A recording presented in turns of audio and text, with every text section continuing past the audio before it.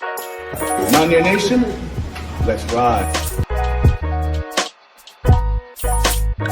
But Don Nealon's Mountaineers enjoy walking in where angels fear to tread.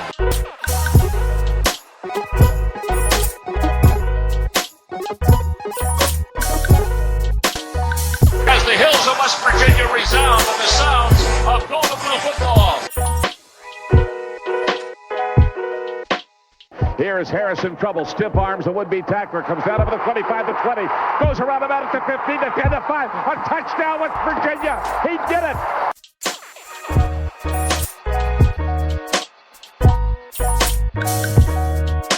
Takes the Slater one-on-one with the defender. Look at Pat White. West Virginia football. You know what that's about. They don't know what it's about. West Virginia football. Football, people. They can shoot up on fire. No more air and helmet. Let them know. Leave no doubt tonight. Leave no doubt tonight. No doubt. They shouldn't have played the old Golden Boot. It is a great night to be a Mountaineer wherever you may be.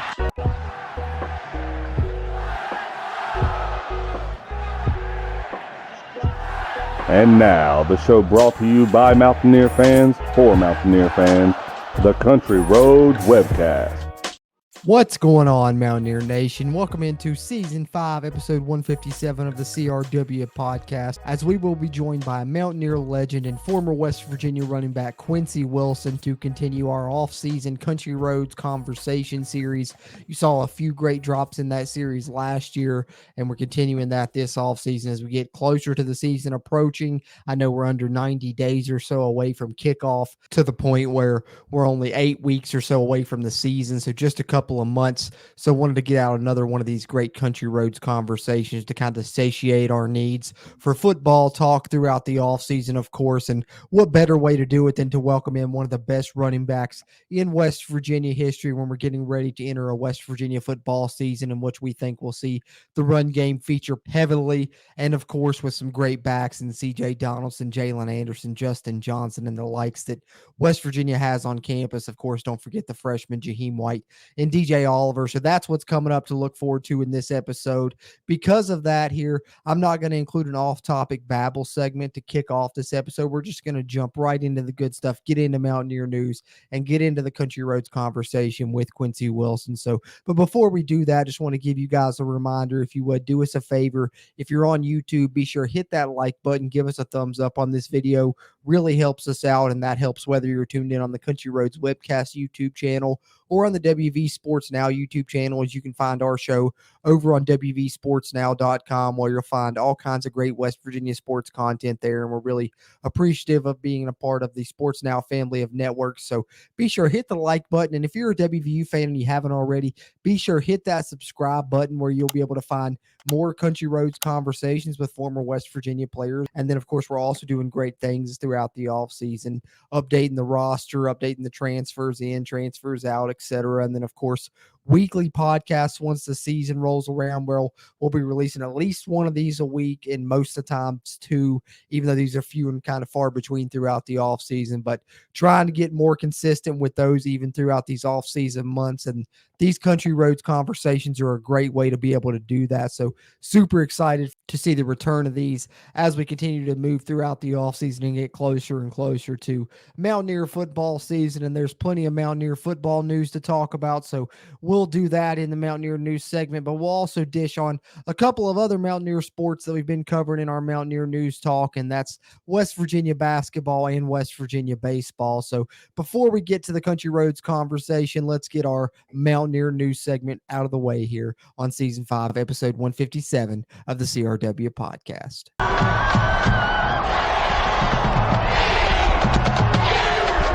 All right, leading off here with Mountaineer news, we're going to start with the baseball news. I know we didn't get a chance to see the season end the way that we really wanted to throughout Mountaineer Nation, not getting to see the team reach Omaha there in the NCAA tournament. However, what I wanted to do on this episode was really kind of highlight the positives of this baseball season, because I believe this is arguably the greatest season in West Virginia baseball history that we've seen a Mountaineer baseball team have. So I really wanted to accentuate the positive on this episode, because I've seen too much negativity surrounding the way that this baseball season ended and some Mountaineer fans being super negative. So I think we really need to take a chance here and kind of smell the roses and just realize what we got to witness as Mountaineer fans. And that's kind of one of the main reasons I've been trying to feature it more here on the Country Roads Webcast, because personally, I've talked about it in the past. I'm not a big baseball fan, but this team really got me into it. So for me, that meant a lot that this team did enough to get me into the game of baseball a little bit, and to where I was tuning into games, watching or listening and trying to learn a little bit. So that was a lot of fun. And this team really provided a lot of fun and a lot of entertainment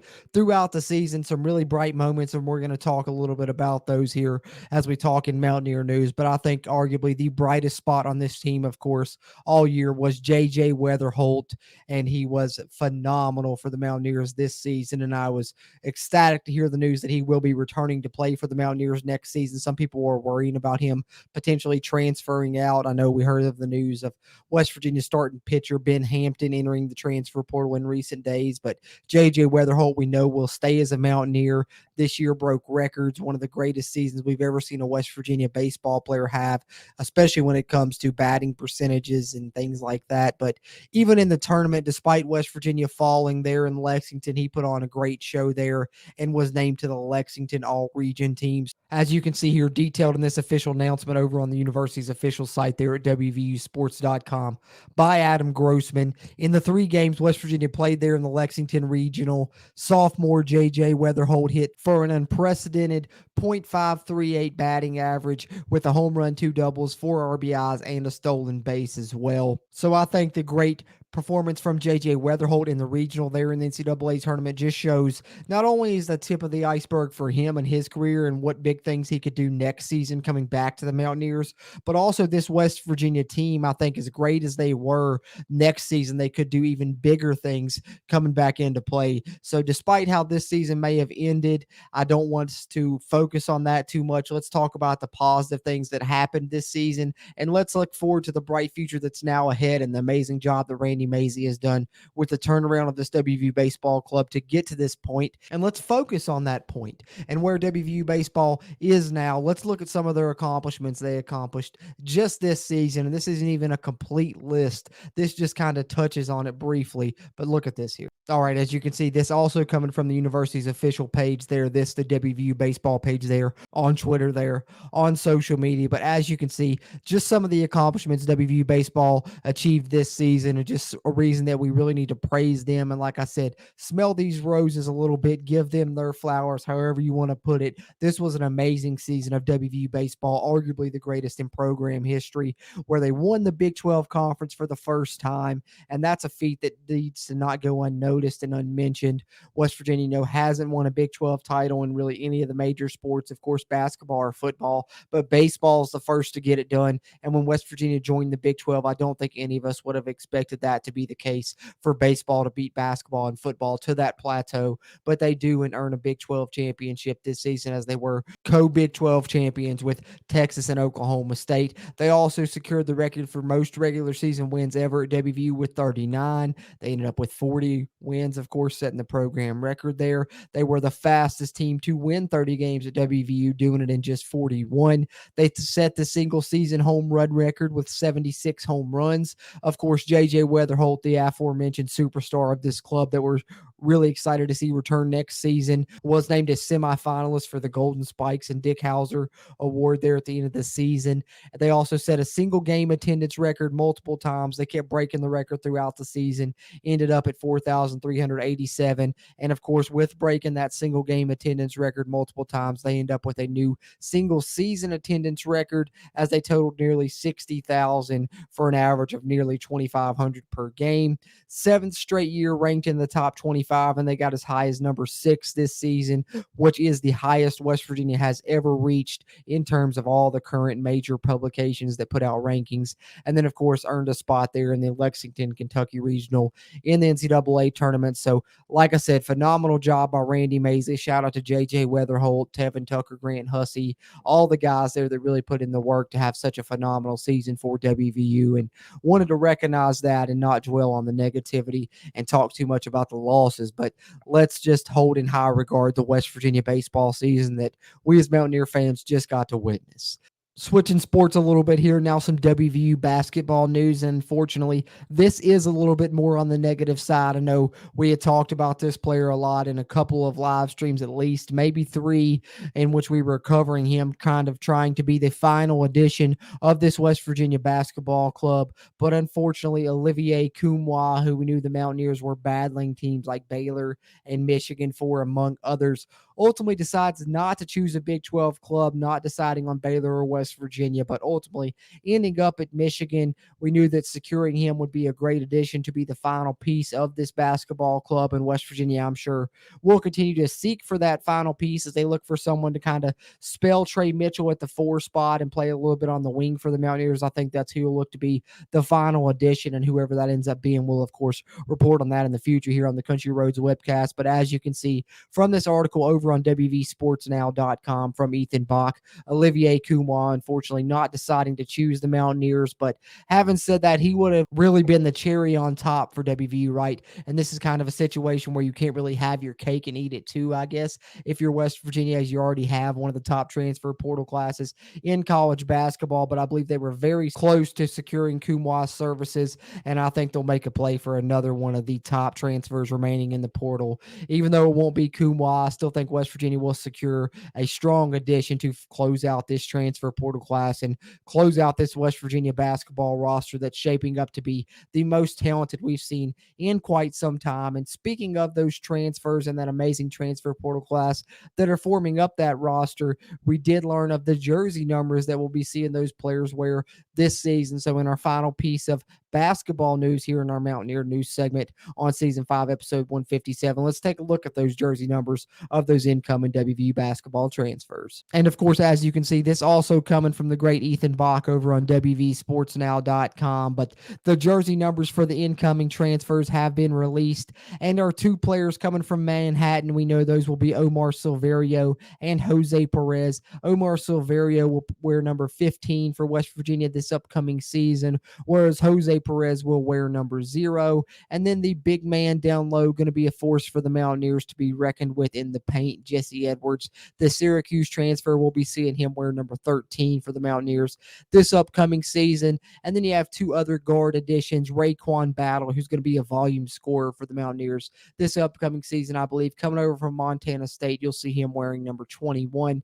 And then, of course, the one thing we've been clamoring for when we're talking WVU basketball in recent seasons is the addition of a true point guard, and we know that West Virginia got that from the transfer portal in point guard Kerr Kriisa coming over from Arizona. You'll be seeing him wear number 30 this season for the Mountaineers on his jersey, as all of these guys lace it up for the first time as Mountaineers this upcoming season. Can't wait to see all of them and how they mesh as we look to see just the chemistry of this team come together now, because we know the talent is there with this amazing transfer portal class, and we now know what jersey numbers these transfers will be wearing. So let's switch gears one more time and talk about some West Virginia football as we get ready to close up our Mountaineer news segment here with just a couple little football news topics before we get into our main topic that I know you guys have all been waiting for here on season 5, episode 157, that being our Country Roads conversation with Quincy Wilson. But before we do that, let's talk a little bit of news that's coming up with this year's incarnation of the West Virginia Mountaineers Football Club. And of course, the main bit of news, which I've covered this previously on the Country Roads Webcast YouTube channel, be sure and hop over to that to get some of this news more as it's breaking, but I always try and update on what's occurred since our last podcast episode whenever we get a chance to put one out here on the Country Roads Webcast. But having said that, the major bit of news football-wise that's come out since our last podcast episode, of course, was the announcement of 3 kickoff times and the networks for upcoming West Virginia football games here in the 2023 season, as you see over on the university's official site there at WVUsports.com by Mike Montoro. But those 3 games that we know of now for the Mountaineers that will all be played at night. So we now know that a third of the West Virginia football season will actually be played at night, as we had previously been made aware that the season opener against Penn State would be a night game there with a 7:30 kick there on the road for the Mountaineers. Televised on NBC, that one will be. But we now also know the Mountaineers will follow that up, come back home, play Duquesne in the season opener on Big 12 now there on ESPN Plus with a 6 p.m. start time. So with it being early September, kind of will start in daylight but end up under the lights, so kind of a quasi-night game for the Mountaineers. But then they'll follow it up for a third consecutive week with a night game, and this one's all important, the one we all wanted to see be a night game, I'm sure, and that's the 106th edition of the Backyard Brawl against the Pitt Panthers, coming up on Saturday, September 16th. Going to be played in prime time, 7:30 p.m. kick there, televised on ABC. So super excited to see the Mountaineers get the revenge against the Panthers in that one. And then, of course, another game that holds interest among Mountaineer Nation, I'm sure, is West Virginia heading over to Houston to take on Dana Holgorsen, the former head coach at West Virginia prior to Neil Brown. And that game's not coming till October, but it's going to be a Thursday night game there at Houston with a 7 p.m. kick. They're going to be televised on FS1. So although I'm still sad that game's not coming to Morgantown here in the first year, we're not getting Dana coming back to West Virginia as the storyline. I think even with it being at Houston on a Thursday night, it certainly will draw a lot of national interest, I think, and a lot of eyes will be on that game, as a lot of eyes will be on most of these Mountaineer night games here that we know West Virginia will play. As I said, they're a third of the season we now know will be played at night, couple at home, couple on the road. So seems like they're kind of trying to make up for lost time. As we know, Neil Brown hadn't really had a home night game with a 7 p.m. kicker later since he took over at West Virginia. So certainly trying to make up for that this upcoming season, it looks like. And who knows, maybe we'll even see more night games down the road as more times are announced. But we'll report on those in the future. But for now, we know that West Virginia will play at least a third of the 2023 season at night. And to close out here on Mountaineer News, just wanted to talk about PFF regarding West Virginia players kind of highly heading into this season. Of course, the offensive line is something that we're kind of expecting to be a strength. And as you see, PFF certainly tends to agree. Detailed on this article by Mike Ostie over on WVSportsNow.com. PFF coming out with their highest grading returning Big 12 offensive lineman list. They posted this on Twitter. As you can see, they're at PFF_college if you want to find this for yourself. But just looking at the tweet here, you can see West Virginia has Zach Frazier returning as the very highest graded offensive lineman returning in the Big 12 conference with an 80.8 overall grade. And then you get Wyatt Milam with a 74.8. So two Mountaineers among the top 10 highest graded returning offensive linemen in the Big 12 is great. And then in addition to that, PFF has also put out in the past a list of top graded Big 12 returning safeties, which was impressive enough, but I thought this one stood out even more when PFF put out this tweet talking about who is the best returning safety in the country. And if you click on the picture, you see that one of the 7 options that they give in the tweet is West Virginia's own Aubrey Burks. So you've heard me in the past kind of sing his praises on the Country Roads Webcast, and I certainly wanted to shout him out here again because I think we know that the offensive line is going to be a strength, but I don't think a lot of people realize just how talented Aubrey Burks is. And despite the fact that he dealt with injury for part of the last season, really ended as one of the highest graded safeties in the Big 12 and quietly kind of has some high expectations coming into this season. If you look at the numbers PFF has been putting out, highest graded safety returning in the Big 12. And as you can see here, also one of the highest graded safeties returning in the country. So a lot of naysayers around the nation in regards to WVU, but quietly, I think West Virginia has some very talented players flying under the radar. They're going to be hungry to make an impact this upcoming season.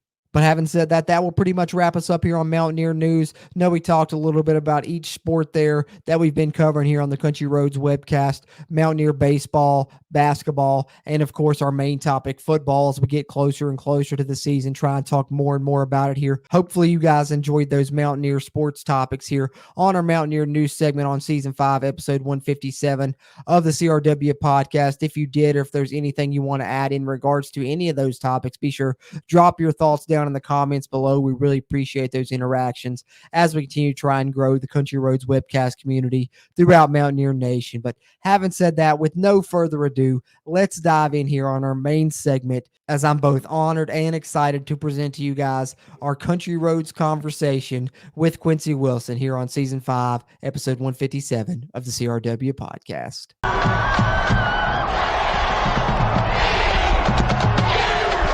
All right, Mountaineer Nation, the segment you've all been waiting for here on Season 5, Episode 157 of the Country Roads Webcast. We're honored to be joined by a West Virginia legend, one of the greatest running backs in Mountaineer history, of course, and beyond that, a legend in the West Virginia state in general, one of the best high school players in recent memory, ran for over 6,000 yards in his career, including over 3,247 touchdowns in his senior season, 250 plus yards and to win the state title in that senior season. And then, of course, staying in state and making us all proud, becoming a Mountaineer, and, of course, going on to have the legendary career that he did, the protagonist of one of the most memorable plays in WVU history, where Sean Taylor, Brandon Merriweather, Vince Wilfork, some NFL legends were victims of an unbelievable touchdown run that we all know and remember. But, of course, that was just kind of a microcosm of the highlights that he had throughout his career at WVU, and since has done a great job in the coaching ranks over the past decade, including since at WVU West Virginia State, among others. But we're honored to be joined for a Country Roads conversation by the great Quincy Wilson. How you doing, Quincy? Oh, my man. Appreciate that intro, man. I need to tape that so I can play that whenever I walk into the building.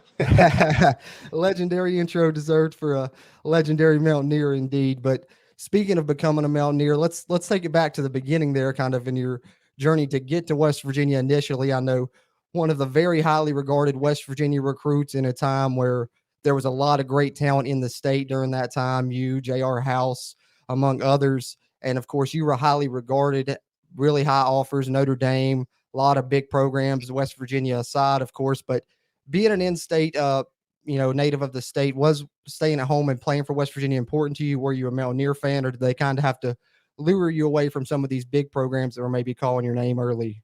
You know what? Obviously, the sports realm was different back then. Of course, the only people on TV were Notre Dame and Florida State, the big guys that way. But my junior had a really good junior season, and Coach Dunlap reached out to me and said they invited me to the spring game. And so that was kind of my first, introduction, to Mountaineer Field. And, I fell in love immediately. Went down there. I got to meet, Amos Airway and, and all those, John Thornton, all these guys that, were just, awesome now. So my love affair kind of happened after that. And then obviously you mentioned my senior year, obviously, they had Chris Ure that year as well. Out there, Justin Johnson, Jason Rader, Parkersburg had a bunch of great guys. So it was just a real great year in the state. And, obviously, the internet, we had to get on, you can get online now, you can use your phone, but, we read the newspaper. So I had to find out, J.R. House threw for 500 yards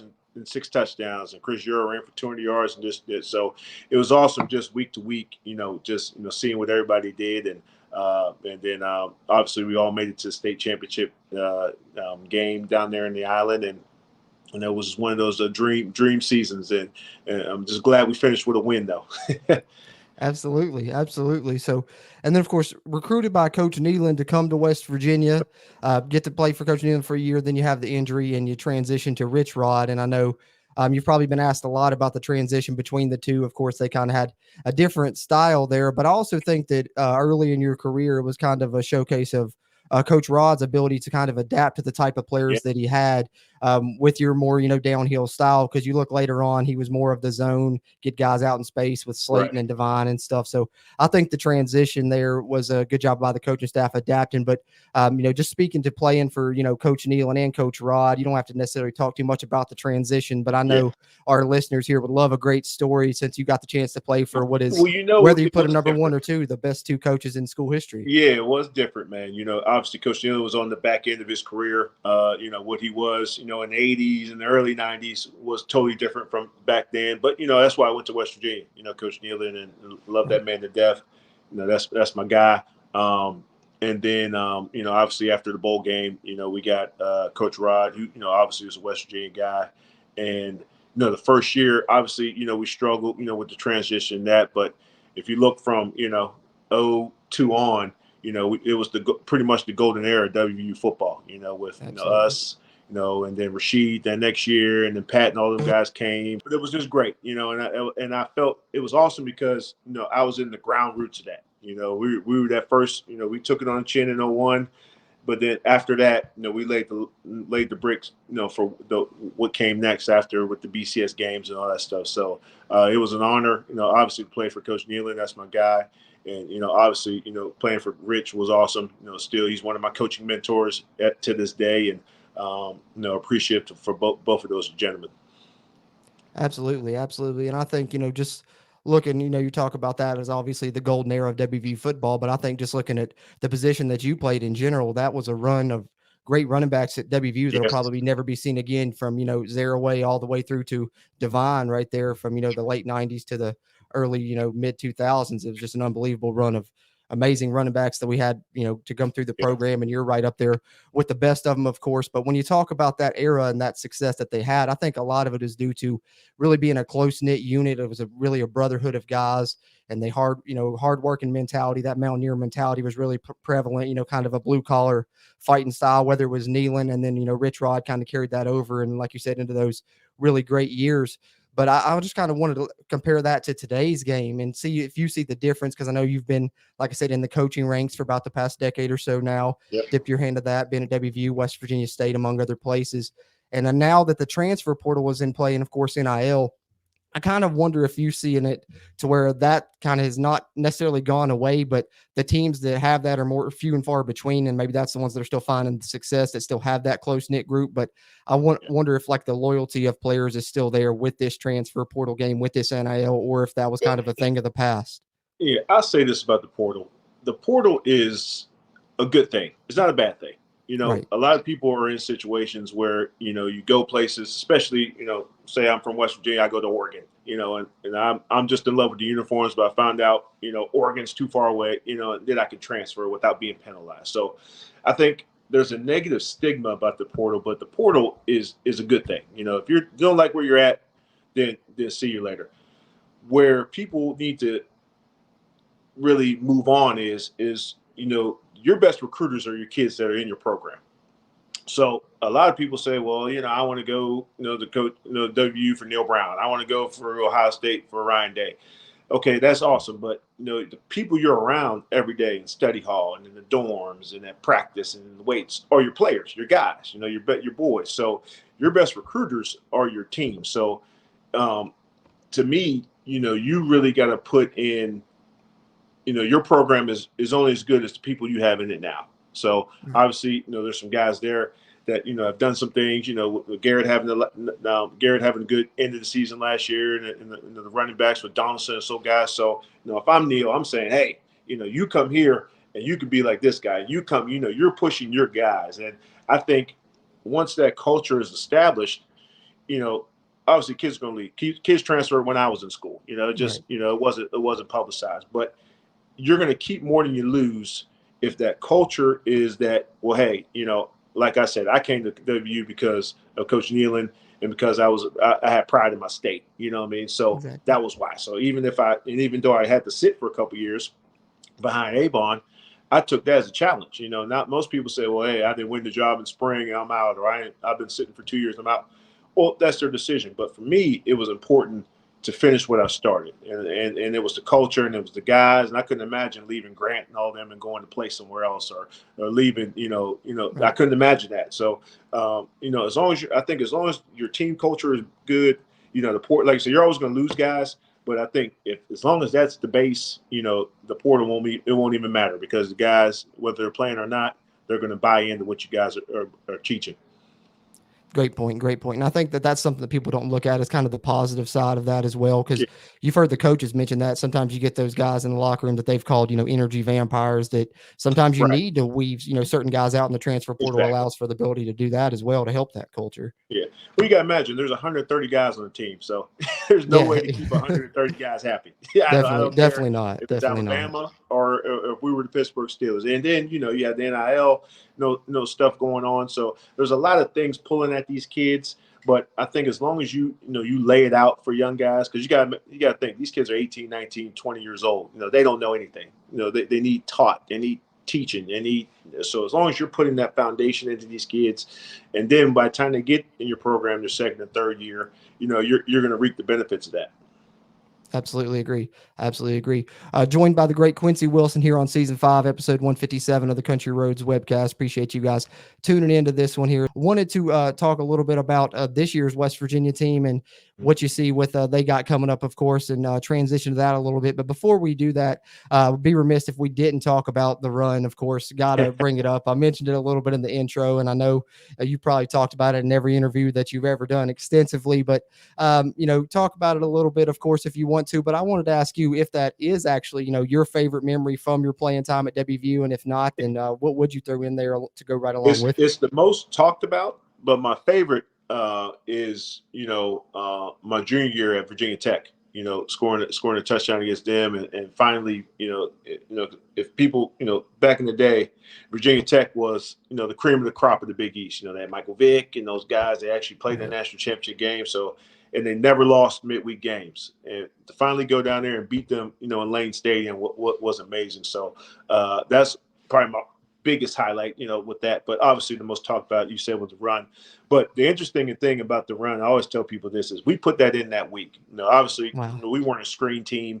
We were a lineup, spread you out and run down your throat. We ran the ball, we spread it out to run. So, but obviously playing Miami, taking advantage of their athleticism, we know they're going to be coming off the ball. So, obviously you need to put in some screens for them. So, when we called it, I looked over, we kind of looked over the sideline. We had just missed we hit KJ on a wheel route, and he just missed it. He'd have walked in, for a touchdown.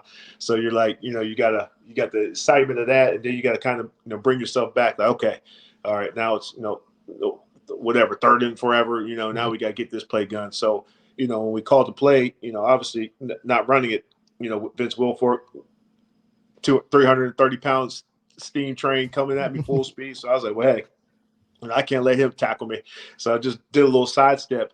And then after that, all the blocks were set up. I kind of just followed my blocks the rest of the way. And, I seen Meriwether coming. And obviously, my whole senior year, everybody went low. Everybody low. It was just one of them things, and I seen him coming high. So I was like, oh, okay, cool. So I just dipped my shoulder into him. And I think the momentum, me, just, two, athletes smacking into each other. I got a little lower than he did, and he obviously landed in front of me. So, again, I couldn't let him tackle me. So I kind of did a little hurdle step over and got in. But, when you're going through that, you're not thinking about it. You're just thinking, I just want to score a touchdown. And then, as you go forward, and then the rest of that night, and we flew back, and then the next day, and everybody was like, every time they look at you, they had their eyes open. You're like, well, we lost. You're thinking, we're not. That's just your mindset. And and to think, Mountaineer people, I always ask people, what did you eat last week? They probably couldn't tell me, but they know exactly where they were in 2003, October, or whenever it was, when that place. So it's awesome, to have one memory that people believe that people can go back on. Thank God for YouTube; it keeps me alive. And but it's awesome, and that's why I went there. And that's why I went to West Virginia. That's why it's the greatest, fan base in the world, because they remember their players, and not just for that while you're playing, but obviously almost 20 years going into the going in down the road. Absolutely, for sure. It's one of the greatest highlights, one of my favorites. I go back and rewatch all the time, for sure. And, I think that's the thing that just shows how great of a play it was, is, people don't even talk about the result of the game or anything. It's just all about the play. All about the I just let people be, hey, remember y'all beat Miami? I said, yep, that was great. Exactly. I do the same thing. But, I love the play too. But to me, it was also just kind of a microcosm of your entire, senior season that year. You were running people over all, a lot of people don't, bring that up. You were running people over the entire season, all year. I think, against Rutgers, you had, 40 plus carries that game. And highlights like that against Rutgers and Syracuse. Thank God for the air raid. That record should stand for a while.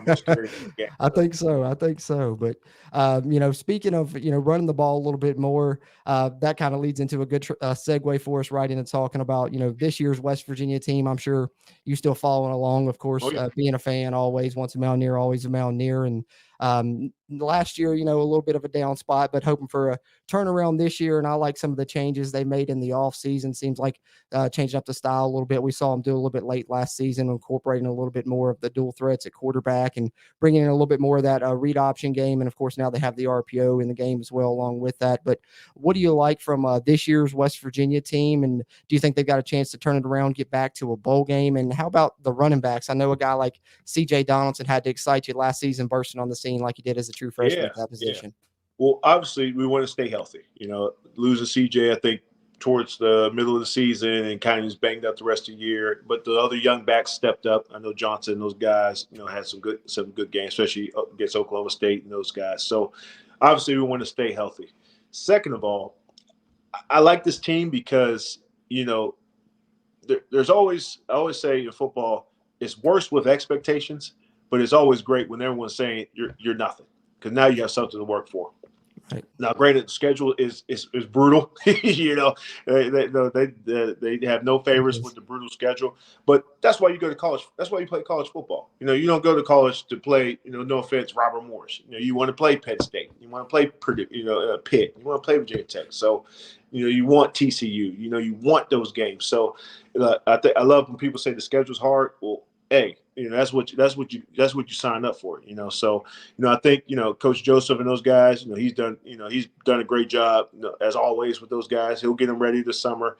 I think a second year under Coach Scott and his offense, with some more, you probably might see some more, two back formations, some throwback stuff, not as much 4 wide, but some more tight ends on the field. Coach Blaine Stewart's back there. Glad to see him back there in there. So he'll have them tight ends right. So I'm excited. Like every Mountaineer fan, we start off every year thinking we got a chance. Obviously, we can, go up to Penn State. They're breaking in a new quarterback. So, we obviously have a chance. Obviously, they have some great players. They recruit the best kids in the country. So, we won't be, shocked by that, them having great athletes. But I think, we have a chance. And then, like I said, we get through that healthy. I think the rest of the schedule, I think we match up with all those guys. So it's 50-50 and, let the ball chips finally be made. But like with all Mountaineer fans, I'm always going to start off excited. I actually got to see Coach Brown and those guys last week for one of their camps, and they were excited. So the optimism is good. And like I said, we'll be 90+ days away from, one of the best, opening games we've had in a long time. Yeah, getting really close. I'm super excited to see it. I was born in the early 90s, so I've, never got to see us, play Penn State, except for, highlights and everything. So something I'm really excited to see that return. And of course, a bunch of storylines going into that game. But I think that's the one thing I like about this team is I think that they've built, finally got the chemistry to where they want it, the culture to where they like it. And in addition to that, a lot of the national media and everyone is really doubting them. And that underdog mentality has always played into the hands of the Mountaineers. And we seem to play better that way when we're flying under the radar. So that's one thing I'm looking for this team is hopefully, they're using this as bulletin board material, a little motivation, and they're going to really come out hungry this year. I'm hoping to see it. Yep. You and me both, brother. Absolutely. So, but want to get back to yourself a little bit. Touched on a little bit earlier your coaching career. We spent some time at WVU, West Virginia State. Just I mentioned it briefly when we were talking about the differences of the game from when you were coaching versus when you were playing. But as far as getting into the coaching side of things, was that kind of always your intention once your playing days were done? I know you spent some time playing in the NFL, but beyond that.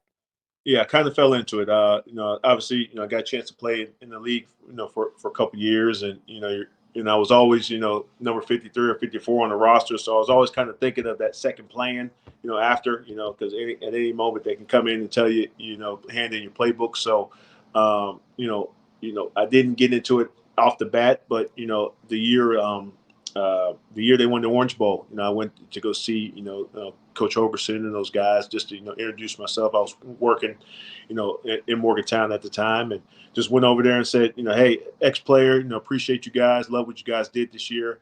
And a couple months later, they called me for a job. So, 4 years there with West Virginia, which was awesome.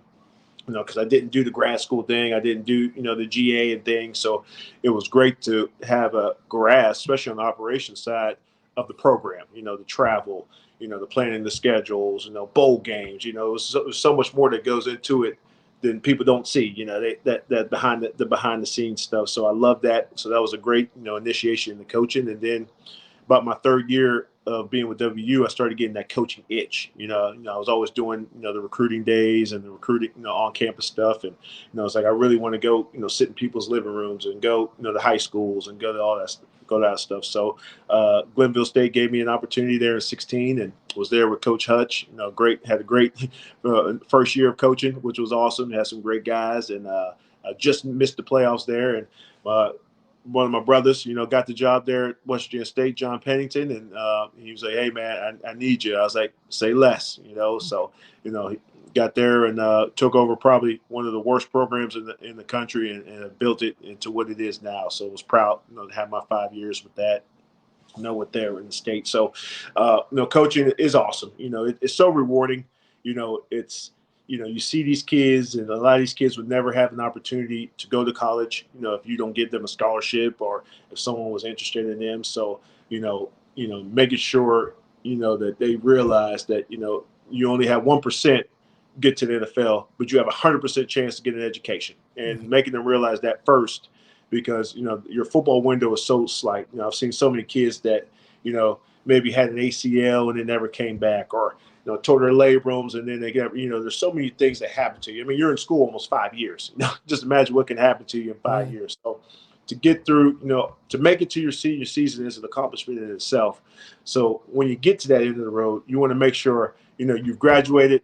And, you're either in grad school or you're making sure you're doing that stuff. But, flipping the switch, getting that stuff, making that in their head, it's what these coaches live for, especially on the non-D1 level, because the pay is not good. So you're really doing it for the love of coaching. Right. So I think, there's so many great, especially West Virginia, we're a small state, especially when it comes to football. I think only 100 schools or something play football. So, it's a small pool, but tough kids, So I think, you building that tradition. That's what got me to West Virginia, that tradition. And I think, once you get something established, people just want to join you and want to be that next guy in line. Absolutely. And I think that's one of the greatest things about, coaching and, why it's a profession that I respect, just like teachers, another underpaid position that, you briefly mentioned there is just the ability to impact, young people's lives, beyond just the sport and beyond education, and, teach them life lessons, morals, and things like that are really, truly impactful and, what matters in the end there. So I think that's awesome to hear.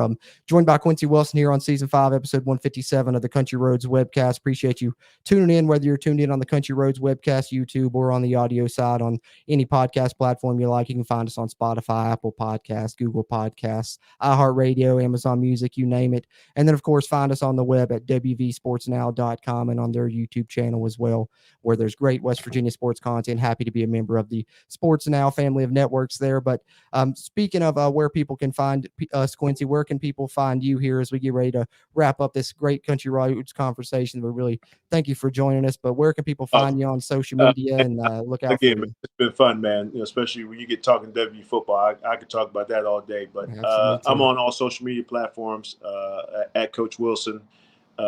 Q Wilson on there. You pop up, you'll see this pretty face, and please reach out. Love my Mountaineers. Love what you do. Keep going on. It's people like you that keep the interest. It's summertime, so people are like, oh man, you know what? But there's football to talk about. There's stuff to go. There's storylines. So keep that going. Anytime you need me on here, man, I love to come back during the season. Kind of do like a check, like, hey man, remember we talked in June? Let's try to talk again in October and see what's going on during the season with that kind of stuff. Absolutely. Love to have you back anytime. Really appreciate you coming on. And that's one of the best things. Like, that's why I try to do this, throughout, the spring or summer, because I know that's when people are kind of, in that dual month, football's over, basketball's over. So I'm like, we'll get in these in the meantime, but definitely would love to have you back anytime in the fall for sure. We'll definitely try and keep it going here. And no matter what happens, always try and keep it positive, because it's that's what I always say is either 0-12 or 12-0. I'm going to enjoy watching every second of Mountaineer football I get to watch, because you only get that opportunity, 12 days out of 365 at least. So, but I really appreciate you, and look forward to having you back on the Country Roads Webcast as well, and really appreciate you taking the time out.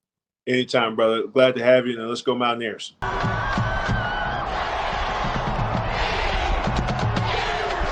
So there you have it, Mountaineer Nation. An awesome Country Roads conversation that I got to have with the great West Virginia running back Quincy Wilson. Really had a lot of fun with that one, and hoping to have him come back on the Country Roads Webcast in the future down the line as we continue throughout Mountaineer football season. And with Mountaineer football season rapidly approaching, that means the podcast will be releasing more frequently. Of course, once the season starts, there'll be at least one a week, and most of the times 2 a week, but trying to put more and more out throughout the offseason season as we get closer here. So hope you guys really enjoyed season 5, episode 157 here. And if you did, be sure to let us know down in the comments, or if you have any questions, comments, concerns you want to add there in regards to any WVU sports topics we covered or anything addressed there in our Country Roads conversation with Quincy Wilson. Be sure to drop your thoughts in the comments. We really appreciate those interactions as we continue to try and build that Country Roads webcast community throughout Mountaineer Nation. And one last time, if you're on YouTube, drop a like on the video and be sure and subscribe to us if you haven't already. Helps us and it helps you, as it helps get more of this Mountaineer sports content out to Mountaineer Nation. Be sure to follow the Country Roads webcast on social media. You can find us on Twitter there at WVU Country Roads webcast on both Facebook and Instagram. And of course, you can always reach out to us on any one of those platforms with any questions you want us to address in a future podcast episode, just as you could send those to us through an email as well if you would like. Just hit us up, countryroadswebcast@gmail.com. Really appreciate you guys. Hope you enjoyed season 5, episode 157 here. Looking forward to episode 158 and to continuing to update this WVU football offseason progress, as well as the basketball team building this roster. We'll see where they go next and any other Mountaineer sports topics that may come up along the way. But appreciate you guys tuning into this one. As always, I'm Jordan Cruz. And until next time, and it's so greatly put by Quincy Wilson himself there at the end of our Country Roads conversation, let's go, Mountaineer. If you really want to know, then come on, let's go. Take a stroll down those